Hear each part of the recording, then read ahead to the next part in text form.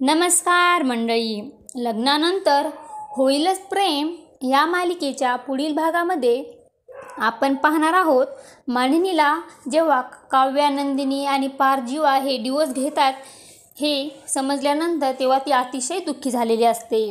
तेव्हा ती चौघांनाही जाब विचारते. त्यावेळेस काव्या ही मनातल्या मनात बोलते, आई, डिवोर्सचा निर्णय हा एका दिवसामध्ये होणारा नाही. आणि नंदिनी ही मनात बोलते, त्यामागे बरीच कारणे असतात आणि ज्याचं दुःख त्याला समजू शकतं.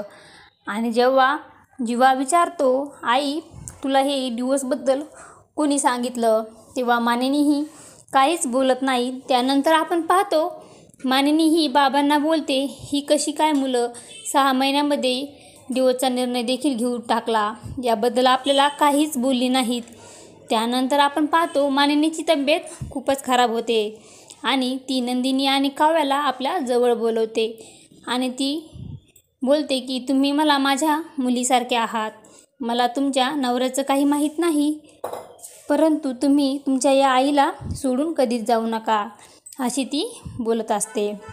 ती अतिशय प्रेमाने दोघींना आपल्या जवळ घेते आणि काव्य व नंदिनी दोघीही विचारामध्ये पडलेल्या असतात. आता पुढे येणाऱ्या भागामध्ये मानिनीच्या सांगण्यावरून काव्य व नंदिनी आपला डिवोर्सचा निर्णय मागे घेणार का, हे पाहणे खूपच रंजक ठरणार आहे.